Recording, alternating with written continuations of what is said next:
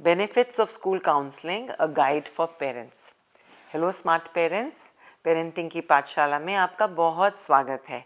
और आइए इस वीडियो में हम एक ऐसे एरिया के बारे में बात करते हैं जिससे कि हमारे बच्चों को और हमें बहुत फ़ायदा हो सकता है। That is about benefits of school counselling.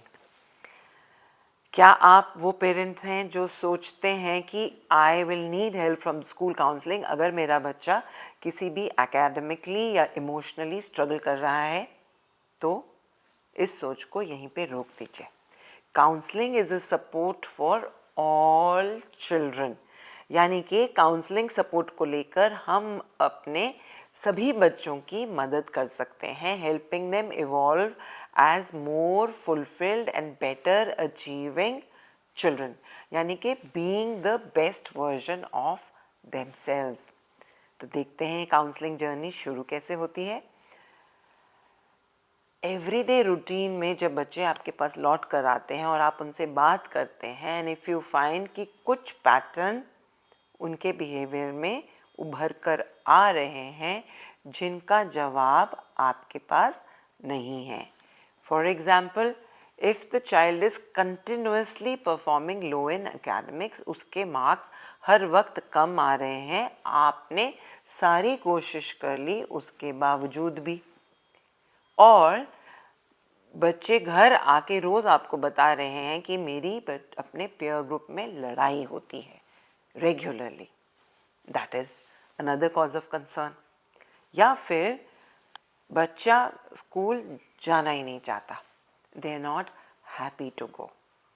या फिर the child is looking sad and withdrawn, और वो आपसे बात नहीं करना चाहते। या फिर आपको यही लगता है कि मेरे बच्चे की परफॉर्मेंस आज X है, लेकिन उसमें कैपेबिलिटी है कि वो Y तक जा सकता है। मतलब सारी सिचुएशन में आप अगर अपने बच्चों की बेटरमेंट चाहते हैं तो स्कूल काउंसलिंग को ज़रूर अप्रोच करें। तो उसके लिए क्या करना होगा हमें? पहले स्कूल वेबसाइट पे सर्च कीजिए या क्लास टीचर से पूछिए या कोऑर्डिनेटर या प्रिंसिपल से पता कीजिए कि उनके स्कूल में काउंसलिंग सपोर्ट किस चीज़ के लिए अवेलेबल है। थोड़ी सी रिसर्च करने से फ़ायदा हो जाता है, क्योंकि काउंसलिंग सेल में काउंसलर्स भी होते हैं, स्पेशल एजुकेटर्स भी होते हैं, एंड हर स्कूल की एक काउंसलिंग पॉलिसी होती है जिसके अनुसार दे डू हैव क्लैरिटी कि वो कौन से एरियाज़ में आपकी मदद कर सकते हैं। तो एक बार आपको पता लग गया कि काउंसलिंग सपोर्ट अवेलेबल क्या है, तो दूसरी चीज़ आप पता कीजिए कि काउंसलर्स को अप्रोच कैसे करना है। एक्चुअली काउंसलिंग में कॉन्फिडेंशियलिटी का क्लॉज बहुत स्ट्रांग होता है, इसलिए जस्ट डोंट मिसट्रस्ट। क्योंकि अक्सर मैंने देखा है पेरेंट्स मेरे पास आके उन्हें लगता है कि काउंसलर या किसी से अपनी कोई सीक्रेट शेयर करने से वो सारे स्कूल में उसके बारे में बात की जाएगी, लेकिन ऐसा नहीं है। Counsellors are trustworthy people.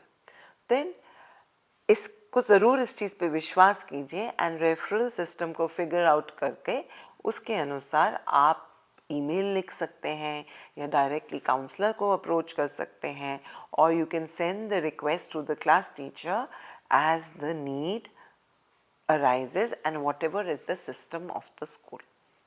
अब काउंसलर के पास जाने से पहले आपने क्या करना है? आपको कोशिश कीजिए कि आप कुछ पॉइंट्स लिख कर काउंसलर के पास पहुँचें। कि पहली चीज़ कि आपको काउंसलर की ज़रूरत कब महसूस हुई, आपको काउंसलर की ज़रूरत बच्चे के बिहेवियर या किस इशू को लेकर महसूस हुई, आप काउंसलिंग से चाहते क्या हैं, और कुछ भी सवाल जो आपके जहन में आए उन सबको लिख डालिए and try not to be fearful, try to be honest in that writing and reporting. उसके बाद आप काउंसलर के पास जब आप पहुंचेंगे, वो भी एक स्कूल के सिस्टम के थ्रू, आप एक कॉन्वर्सेशन उनसे खुलकर कर सकते हैं। अक्सर काउंसलिंग रूम जो होता है वहाँ पर एक प्राइवेसी ज़रूर आपको महसूस होगी। You can build a rapport with the counsellor, you can take your time. ये आपकी मर्ज़ी है कि आप पहली बार में ही सब कुछ शेयर करना चाहते हैं या फिर आप अपना कंफर्ट लेवल बिल्ड करना चाहते हैं काउंसलर के साथ बात करके। एक चीज़ का ध्यान रखना कि counselling is not about giving advice. Counselling is actually आपको ही एम्पावर करेगी। काउंसलिंग से आप जान जाएंगे कि आपके अंदर ऐसी क्या कनेक्शन लूज़ हो रहा था आपके बच्चे के साथ, वो कनेक्शन आपके अंदर से ही उभरेगा। एक चीज़ और, काउंसलिंग सेल में जब आप जाएं, please have an open mind. हम सोचते हैं एज पेरेंट्स कि हम बच्चे के बारे में सब कुछ जानते हैं और हमें सब कुछ पता है, लेकिन ऐसा नहीं है। Because children are actually they have several shades within themselves. अपने आप को तैयार करके जाएं कि अगर काउंसलर आपसे कुछ कह रहे हैं तो उनकी बात को ज़रूर सुनिए, और वो भी एक खुले दिमाग से, क्योंकि हो सकता है कि आपको वो एक नया पर्सपेक्टिव दिखाने की कोशिश कर रहे हैं जिससे आपको अपने बच्चे को अपने बेस्ट वर्जन में जीने के लिए कुछ गाइडेंस मिल सकती है।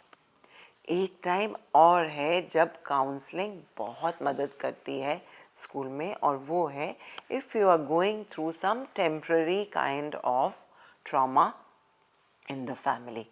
It can be the death of a relative. It can be maybe sometimes you are undergoing separation in your married life.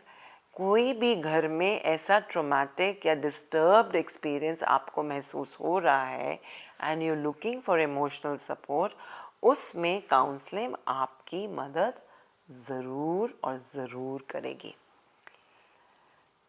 One more thing, counseling is not one-stop solution. हो सकता है कि आपका इशू या concern 2-3 meetings में solve हो जाए। हो सकता है कि आपको थोड़ा रेगुलर इन्वॉल्वमेंट और ऑनगोइंग एंगेजमेंट रखनी पड़े। वो डिपेंड करेगा आपके बच्चे के अंदर जो चेंजेस आएंगे, निकल कर आएंगे और आपको दिखेंगे, उसके हिसाब से डिसाइड होगा। So you need to be patient in this process. You need to have trust in the process. And ये नहीं कि काउंसलिंग के ऊपर बच्चे ज़िंदगी भर डिपेंडेंट होंगे। काउंसलिंग एक्चुअली बच्चे को कॉन्फिडेंट और एक स्ट्रॉन्ग और सेल्फ डिपेंडेंट के रूट पर लेकर जाती है।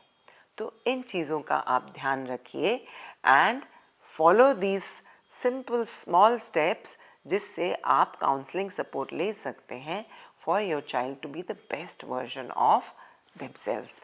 Happy counselling.